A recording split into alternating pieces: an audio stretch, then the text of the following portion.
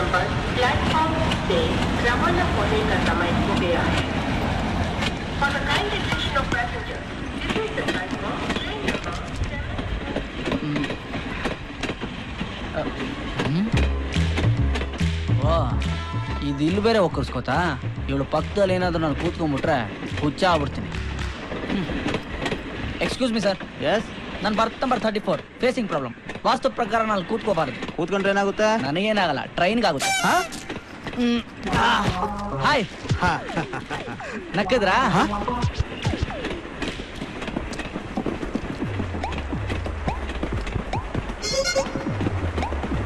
Sir, ನಾನು ಸ್ವಲ್ಪ ಟಾಯ್ಲೆಟ್ಗೆ ಹೊರಟು ಬರ್ತೀನಿ. ಬ್ಯಾಗ್ ನೋಡ್ಕೊತೀರಾ? Okay okay.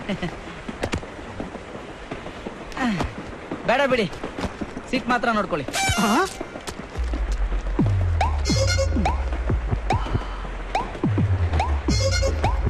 ಸರ್, ಅಲ್ಲಿ ಸ್ವಲ್ಪ ಡಿಸ್ಟರ್ಬೆನ್ಸ್ ಇದೆ, ನನಗೆ ಬೇರೆ ಬರ್ತ್ ಕೊಡ್ತೀರಾ? ಸ್ವಲ್ಪನೂ ಕಾಮನ್ ಸೆನ್ಸ್ ಇಲ್ಲ.